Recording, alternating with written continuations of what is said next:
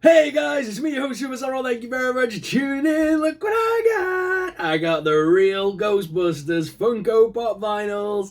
If you've been following my shorts for the last couple of days, you'll have already seen that I've already done quick unboxings to music of Egon and Ray and Venkman. We've just got Winston that we haven't opened yet. And I'm really excited to get him open, and I've got all four of them. I did just repackage these really quickly just to show off the boxes and stuff.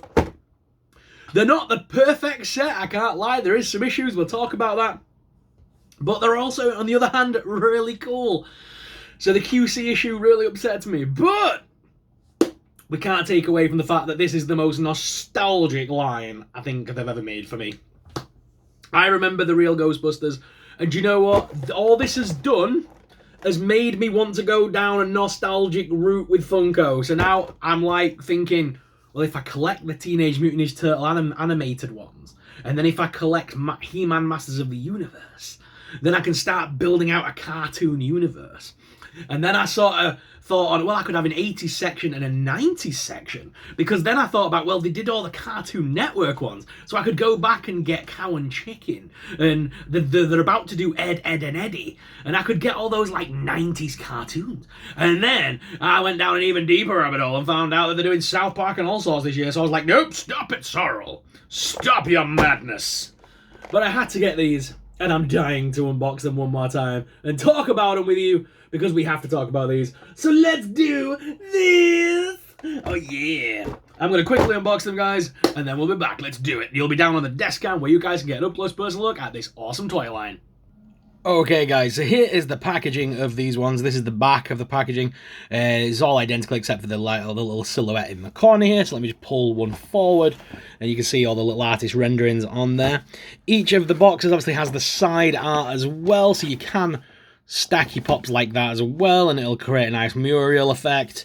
I don't keep pop boxes. I'm not an in-box collector. I am an out-of-box collector, so the boxes don't really mean anything to me. There's no hidden text or anything, because sometimes pop vinyls these days have like hidden messages on the inside of the thing, but there's nothing in this particular line, so I have no intention of keeping these boxes, so I'm just going to give them a yeet!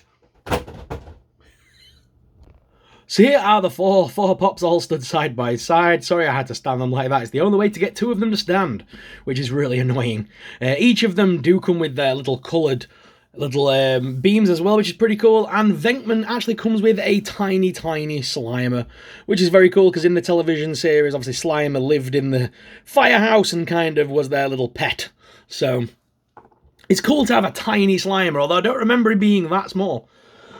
I thought Slimer was always bigger. I know in the film he was huge, but I mean, in the cartoon, I don't remember him being that small. So I mean, I know it's only a side thing, but I wish they'd have maybe, instead of it coming with Venkman, it would have been cool to actually give us like a proper Slimer pop maybe from the real Ghostbusters. I think that would have sold really well, as just Ghostbusters fans in general would have bought that, even if they're not a fan of the cartoon. Although I can't for the life of me think for a minute that someone who was a fan of the Ghostbusters isn't going to buy this line. The animated series was very nostalgic, and it's held in high regard by a lot of fans. Now, let's talk about the actual pops themselves. So, I tried to show this on the videos the other day, but Venkman just does not stand. There is no way in hell of making him stand. His foot, for whatever reason, is lifted up. So I can't tell why they've done that. And they haven't included any way to attach a base. So like, I feel like I'm going to have to bore a hole into him myself just to put a base on him, just so I can do something with him. I've tried tilting him. I've tried tilting him this way, that way. I've tried to sort of wobble the head a little bit backwards. Like I keep doing this to sort of like tease the plastic to go backwards. So then I can kind of get him to lean backwards a little bit. But whatever you try and do, he just falls over, which is a shame, because Venkman's actually my favourite of the Ghostbusters, so I feel really let down now. But the actual packs on them look just like the animated series. I mean, I remember owning this pack as well when I was a kid. Obviously, it looks like the toy one. They made like a kids set when I was growing up, and it looked just like this. Like, you could buy the backpack, the proton, everything. And I'm sure it was all the real Ghostbusters, because it looked just like this. So it brings back some major nostalgia points for me. But the fact that I can't even stand up Venkman annoys me, because I had some big plans for these Ghostbusters. I was going to do some really cool photography, and now I feel like I'm going to have to find a way of, of doing that now, because he just doesn't want to stand. You have to kind of lean in with another Ghostbuster to get him to do anything, which is a shame. And I mean, Winston's not that much better. He's got the same foot look, the same problem. His foot doesn't quite touch the ground, and he leans one way. I mean, are they meant to stand back to back or something? Are we meant to stand them in some weird formation that they're just not showing us? And it helps them to balance? I don't know, but why would they make a set like that? You know what I mean? It makes no sense. And again, none of them have display peg holes to help them stand. So I kind of feel like I've got a set of 4 when only 2 of them can stand up. It's annoying. And I don't want to take away from this set, because I do love the figures, and that's the thing, they're so nostalgic. And what I loved this more than anything, the fact that because you can move a Funko Pop's head, it means you can aim them, so it looks like they're actually Ghostbusty, you know what I mean? It looks like, because of the poses they're in, it actually looks like you can set them up in different poses, like they're investigating. I love that. It makes them more of a display piece. And the fact that they've included the little stream things, I love that. And they're all their own different colours, just like in the TV series.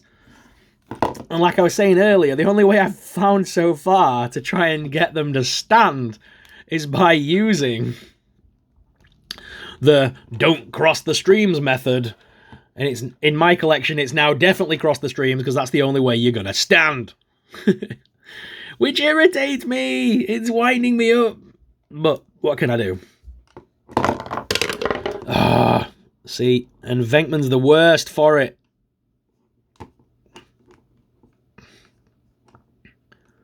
Nope. Look at that. Even together, they're struggling.